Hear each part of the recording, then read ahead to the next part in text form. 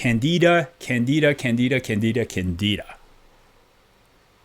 For those of you who have been in the holistic medicine information education domain long enough, I'm sure you have come across someone somewhere talking about how Candida is an issue, right? And blogs and podcasts and videos and forums about Candida and how Candida causes leaky gut and gut issues and autoimmunity and eczema and asthma and you fill in the blank, right? And I'm sure some of you have done Candida cleanses that have gone on for a very, very long time. And then you find the Candida comes back. Or you took a whole bunch of herbs and then you kind of got rid of it, but not really. And then you have to keep taking the herbs because it never goes away. And that was my experience. So I jumped on this Candida bandwagon somewhere around 6 to 8 years ago. And it was like, oh my God, Candida is such an issue. I need to take care of this. I need to learn what to do to get rid of it because it's such a big problem. And I would be testing the poop and finding Candida and treating Candida and doing all of these things until I was like, why doesn't this darn thing go away? And it would just keep rearing its ugly head. And then I started getting smart enough to ask the question, well, why the heck does this happen? And then people are like, well, it's antibiotics. It's all the antibiotics. And I'd ask people like, so have you been taking 1 million antibiotics? Is your kid taking 1 million antibiotics? And they're like, no, we've never taken an antibiotic in our life. But it has to be the antibiotic in the foods. So are you eating really like non-organic, like antibiotic filled like meats? No, we eat like super clean, organic, everything. Oh, it must be the non-organic grains. It must be the pesticides. So are you eating a lot of wheat? No, we're gluten-free. Are you eating other stuff that has? No. Our diets are super clean. I'm like, that makes no sense. Right? And where I'm going with this is a lot of times, even in our holistic medicine world, we're so quick to jump on something and say, there is Candida in the poop. And therefore we must treat it because this kid has eczema. And if they have Candida, then the Candida must be causing the eczema. So I'm going to get rid of it. And this is what I used to do.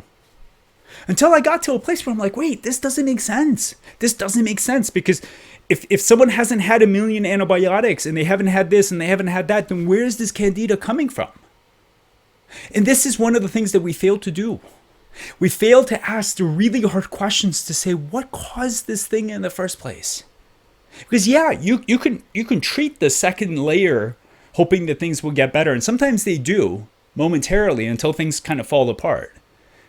And the patients that I see are the ones that tend to fall apart and they've seen 15 other people and they've tried 1 million different things and they're like, nothing has really worked. Can you figure it out? And for the last 2 years, I've kept asking myself, why is it that some people have these ridiculous amounts of Candida in their stool, except there's no history to really make it make sense?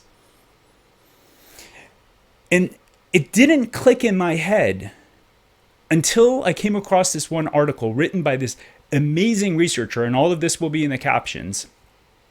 And basically the article called To Be a Pathogen or Not, Candida, the story of Candida, it talks about how Candida, like most other microorganisms in our gut, is actually highly attuned.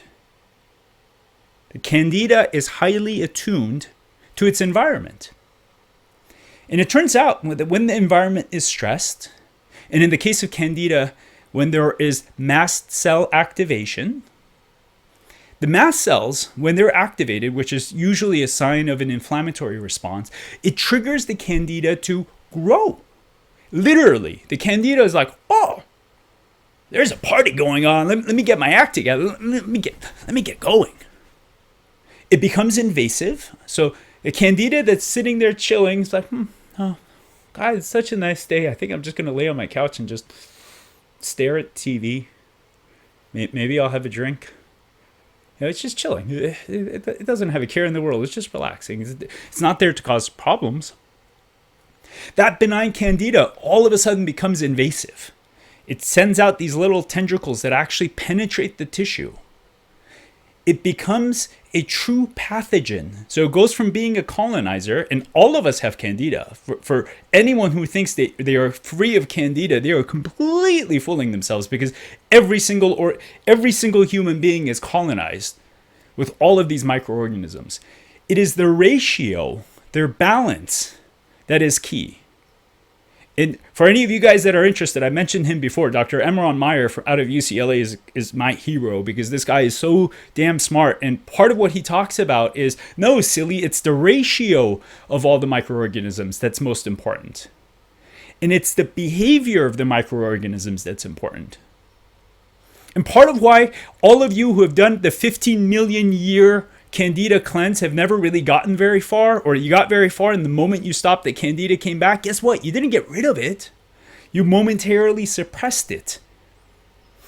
So what causes the mast cells, right? If mast cells and the inflammation they cause activates the Candida, makes it aggressive, and it causes the Candida to replicate, I believe, like mad. So the Candida is like, oh, let's start making babies. Let's go at this. If the mast cells cause the Candida to become aggressive, cause it to be invasive, cause it to start replicating, which is what I see in the stool studies, what the hell trips up the mast cells, right? Because that is actually the most important question for us to be asking.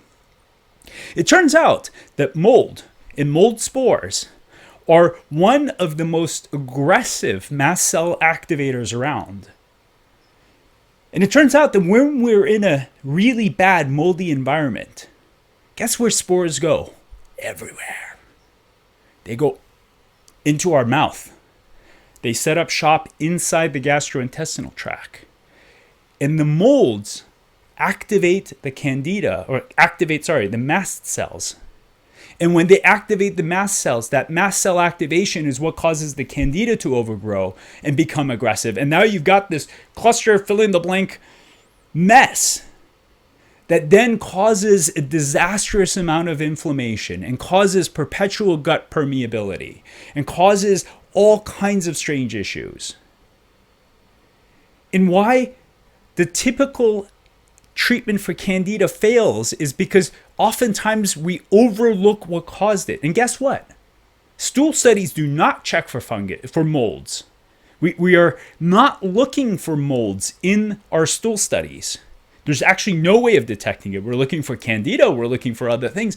We do not look for mold. Aspergillus, Penicillium, Stachyboitres, those ugly, ugly molds that are in the environment, we are not looking for them. And unless you do other tests, you completely miss them. So the Candida is kind of like the tip of the iceberg of the mess that's happening underneath. And when we look for the tip of the iceberg, we're like, oh, there's Candida, let me treat it. Except you've kind of missed the fact that there's a massive, ugly player behind the scenes that's kind of doing the puppet show up front. Yeah, you can treat the puppet show, but maybe you should actually treat the puppeteer. And part of what is so cool about all of this is when you start getting into the really, really kind of thick weeds of things, that is where the profound, true healing happens. And I've had kids who have had like a perpetual number of years of gut issues and they've done a million different things. And then once you get to the point of like, oh, look at that. You've got this. Let's treat this. All of a sudden, everything else just gets better. And all of a sudden, the gut issues that have been there a million years go away, and the asthma and eczema go away. But it wasn't because of the Candida. The Candida was making everything worse, for sure. Don't get me wrong. It's not like the Candida is totally benign. But when we treat the cause of the Candida, when you get to that root cause, all of a sudden, so many things start opening up. And a lot of you are like, God, Dr. K has just gone off the deep edge with mold. Like all he keeps harping about is mold. What's up with this dude, right? So I've got to tell you, in being in this field since, 2006, 2008, I kind of lost count. It's been a minute. I have never encountered anything as sinister or ugly or as prevalent. Vaccine injuries happen. They don't happen as often as we think. When the studies say that 5 to 20% of homes have mold, And as I started looking around, I'm like, holy Jesus, they're right. It's way more frequent than we realize. And some of you are like, God, stop this dark and gloomy kind of like, oh my God. I don't look at it at all like that.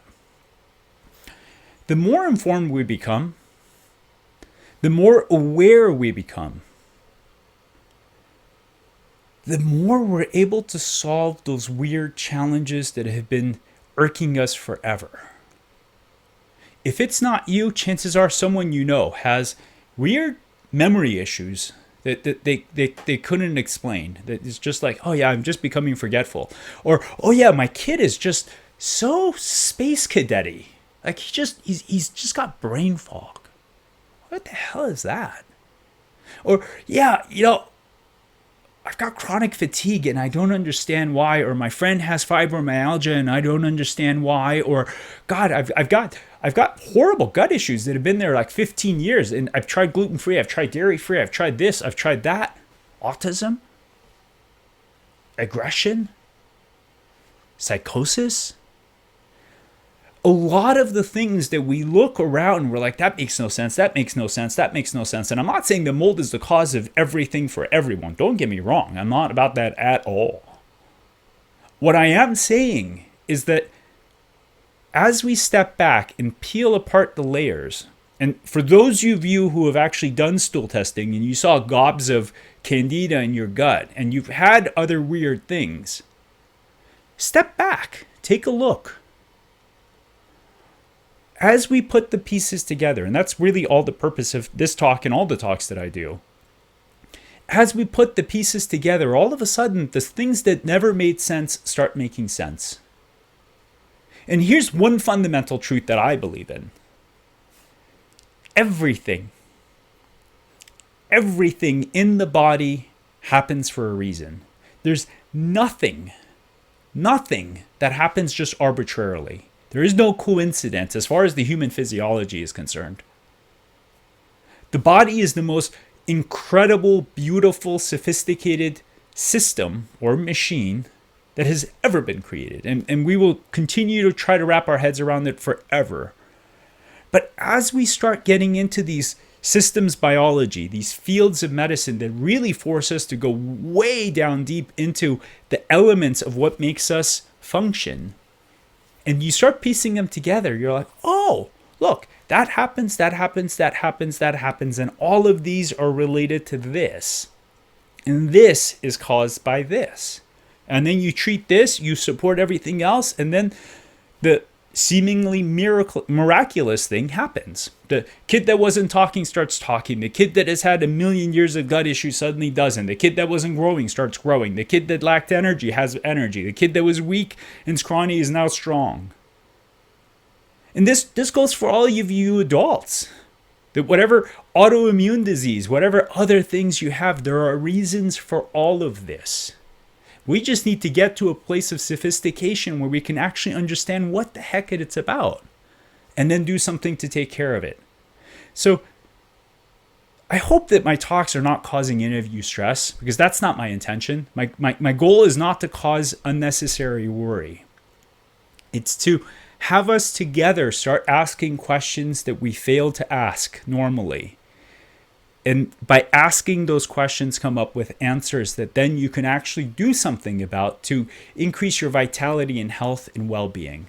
And that's what all of this is about, to help as many of you as possible be as healthy and vibrant as possible. So with that, I bid you farewell.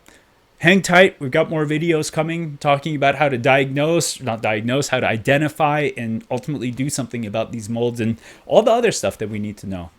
Be well. This is Dr. K.